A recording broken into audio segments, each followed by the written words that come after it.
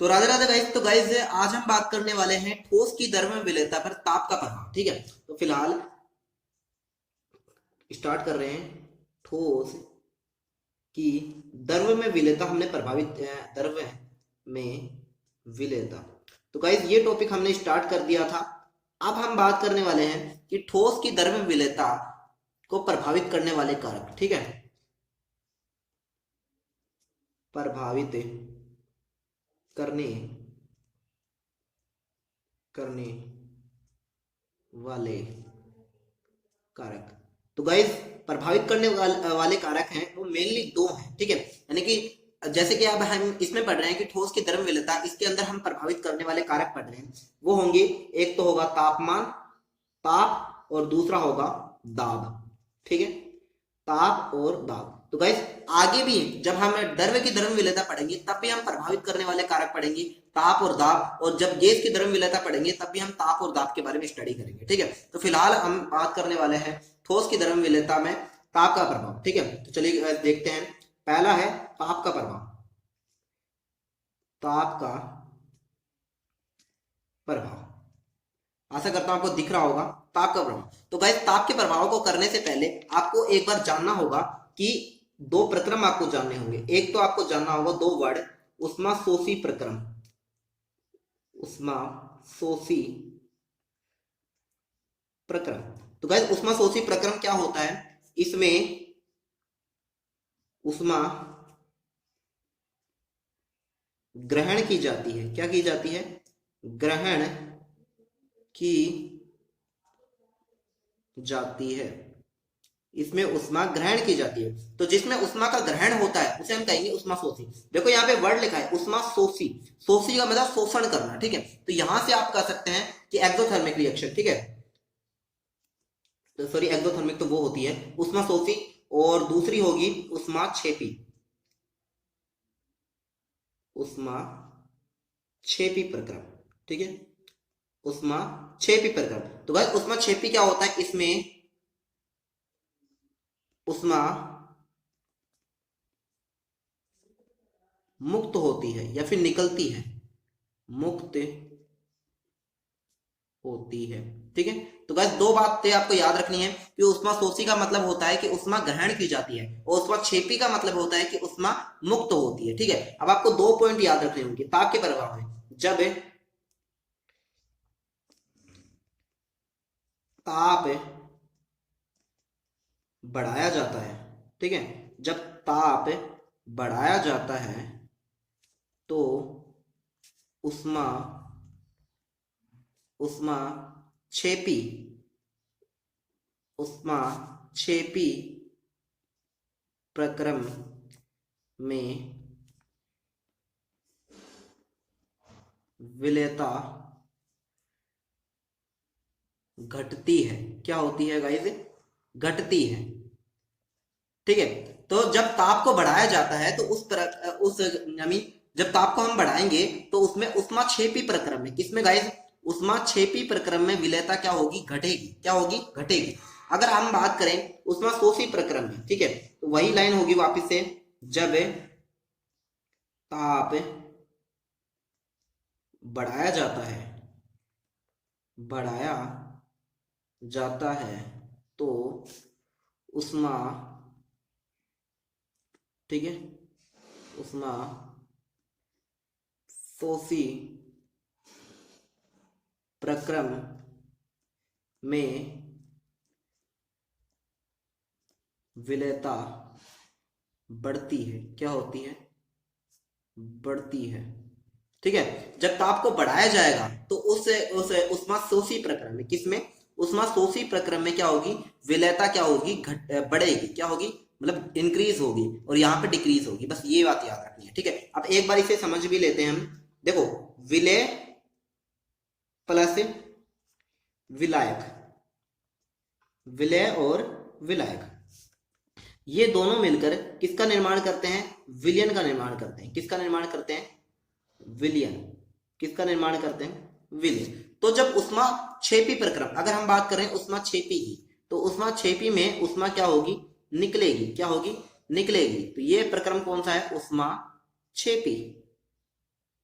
ऊष्माक्षेपी प्रक्रम। अब ध्यान से देखो, हम ताप बढ़ाएंगे, ठीक है, ताप बढ़ाएंगे तो विलेय और विलायक दोनों आपस में ज्यादा डिसोल्व होंगे और ज्यादा अभिक्रिया किसमें चलेगी, अग्र दिशा में। किसमें चलेगी, अग्र दिशा में। और अग्र दिशा में क्या बनेगा, विलयन बनेगा, ठीक है, और विलयन बनेगा, ठीक है। इस तरह से आपको समझ में आएगा कि जब हम ताप बढ़ाएंगे तो ऊष्माक्षेपी प्रकरण में विलेयता क्या होगी, बढ़ेगी, सॉरी, ऊष्माक्षेपी प्रकरण में विलेयता घटेगी, ठीक है, क्या होगी, घटेगी, क्योंकि अभिक्रिया पश्चिम दिशा में होगी। सॉरी गाइस, ये बताना भूल गया मैं, फिलहाल अभिक्रिया पश्चिम दिशा में होगी, ठीक है। एक बार मैं आपको दूसरा वाला समझा देता हूं, उसके बाद में आपको समझाऊंगा।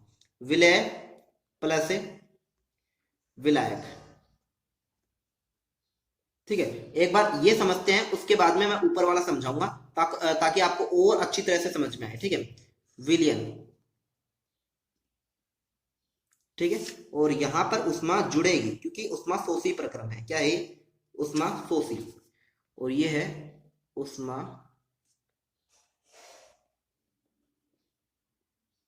शोषी प्रक्रम, ठीक है। अब ध्यान से देखिए, जब हम उष्मा शोषी प्रक्रम में देखा, जब हम विलय और विलायक को उष्मा देंगे, क्या होंगे, उष्मा देंगे, तो उष्मा देने के कारण क्या होगा, ये दोनों आपस में मिलेंगे और आपस में मिलने के कारण अभिक्रिया चलेगी अग्र दिशा में। किसमें चलेगी गाइस, अग्र दिशा में, ठीक है। अग्र दिशा में चलने पर हमें विलयन प्राप्त होगा। क्या प्राप्त होगा, विलयन। लेकिन ऊष्माक्षेपी प्रक्रम में तो पहले से ही उष्मा निकल रही है। जब उष्मा निकल रही है तब ये विलयन क्या होगा, अभिक्रिया पश्चिम दिशा में चलेगी, तो विलयन टूट के किस में बदल जाएगा, विलय और विलायक में बदल जाएगा, ठीक है। तो ऊष्माक्षेपी प्रक्रम में ये जो अभिक्रिया है पश्चिम दिशा में चलेगी और उष्माशोषी प्रक्रम में अभिक्रिया अग्र दिशा में चलेगी। इसके कारण विलयता बढ़ेगी, ठीक है। आप एक ट्रिक याद रख सकते हैं, ट्रिक जिससे मैं भी याद रखता हूं इसे, कि छेपी कम, एक वर्ड याद रख लेना, छेपी कम, छेपी कम, ठीक है। छेपी कम से आपसे याद हो जाएगा कि ऊष्माक्षेपी प्रक्रम में विलेयता क्या होगी, कम होगी। क्या होगी, कम होगी। तो गाइस आशा करता हूं आपको समझ में आ चुका होगा। अब हम चलते हैं दाब का प्रभाव पर, ठीक है। दाब का प्रभाव, किसका प्रभाव, दाब का प्रभाव। तो दाब का प्रभाव क्या होगा गाइस, दाब का प्रभाव ठोस की द्रव्य विलेयता पर, ठोस की द्रव्य में विलेयता पर दाब का प्रभाव नगण्य होता है। क्या होता है गाइस, नगण्य होता है, ठीक है। कि ठोस की द्रव्य विलेयता पर दाब का कोई भी प्रभाव नहीं होता, ठीक है, यानी कोई प्रभाव नहीं होता। क्यों, ठीक है, ऐसा क्यों होता है, क्योंकि क्योंकि ठोस तथा द्रव्य, ठोस तथा द्रव्य अत्यधिक, ठीक है, अत्यधिक असंपीड्य होते हैं, अत्यधिक असंपीड्य होते हैं, ठीक है। तो गाइस एकदम सीधी सी लाइन कह दी है कि ठोस की द्रव्य विलेयता पर दाब का कोई भी प्रभाव नहीं होता, कोई प्रभाव नहीं होता। रीजन है कि ठोस और द्रव्य ये अत्यधिक असंपीड्य होते हैं। वैसे तो द्रव्य संपीड्य होता है, लेकिन हम मान के चलते हैं कि ठोस की द्रव्य विलेयता में ओनली स्पेसिफिक इसी कंडीशन में ये जो द्रव्य होता है वो क्या होता है, असंपीड्य होता है। क्या होता है, असंपीड्य। और ठोस तो आपको पता है वैसे ही असंपीड्य। अच्छा, असंपीड्य का मतलब है जिसे दबाया नहीं जा सकता, ऐसे स्क्वीज नहीं किया जा सकता, उसे हम कहेंगे ठोस, उसे कहेंगे असंपीड्य, ठीक है। आशा करता हूं जैसे रबड़ होता है, रबड़ को हम दबा सकते हैं तो वो होगा संपीड्य। आशा करता हूं आपको समझ में आ चुका हो। तो गाइस यहां पर हमारा खत्म होता है ठोस की द्रव्य विलेयता, खत्म, ठीक है। तो गाइस अब हम बात करने वाले हैं गैस की द्रव्य विलेयता। किसकी बात हम करने वाले हैं, गैस की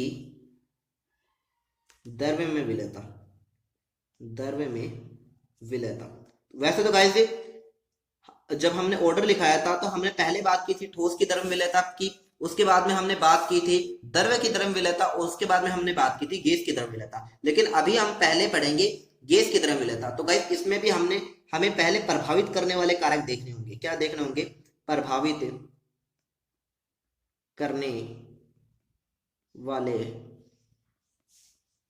कारक, ठीक है। तो प्रभावित करने वाले कारक में पहला आ जाएगा ताप, ठीक है। मैंने पहले ही कहा था हमें दो ही कारक देखने और दूसरा होगा दाब, ठीक है, ठीक है। दाब के अंदर हम पढ़ेंगे हेनरी का नियम, ठीक है, हेनरी का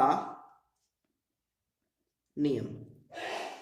तो गाइस आज की क्लास में ओनली हम ताप के प्रभाव को देख लेते हैं, और दाब की बात हम पूरी, ये हेनरी का नियम काफी बड़ा है तो उसे हम अगली क्लास में ही लेंगे, ठीक है। तो ताप के प्रभाव की हम बात करेंगे। तो ताप के प्रभाव में आ जाएगा कि जो गैस की द्रव्य विलेयता है, गैस, ठीक है, गैस की द्रव्य में विलेयता, द्रव्य में विलेयता एक उष्मा क्षेपी प्रक्रम है। क्या है? उष्मा क्षेपी प्रक्रम है। गैस की द्रव्य विलेयता एक उष्मा क्षेपी प्रक्रम है। और गाइस मैंने पहले ही बता दिया था कि उष्मा क्षेपी प्रक्रम में विलेयता क्या होती है? घटती है। अतः विलेयता घटेगी। क्या होगी? घटेगी। अतः उष्माक्षेपी प्रक्रम में विलेयता घटेगी। अच्छा, एग्जाम्पल क्या है इसका? एग्जाम्पल और देख लेते हैं, ठीक है। जब जल को गर्म किया जाता है, किसको? जल को। जब जल को गर्म किया जाता है, जब जल को गर्म किया जाता है तब उसमें घुली हुई ऑक्सीजन, उसमें घुली हुई O2 गैस, ठीक है, उसमें घुली हुई ऑक्सीजन गैस, जब जल को गर्म किया जाता है तो उसमें घुली हुई ऑक्सीजन गैस मुक्त हो जाती है, ठीक है। सॉरी, उसमें घुली हुई ऑक्सीजन गैस बुलबुलों के रूप में बाहर निकलने लगती है। बाहर निकलने लगती है। तो गाइस ये हो गया हमारे गैस की द्रव्य में विलेयता पर ताप का प्रभाव। अगली क्लास में हम बात करेंगे दाब के प्रभाव की। तो गाइस तब तक के लिए शुक्रिया, मिलते हैं नेक्स्ट वीडियो में। Okay guys, good bye.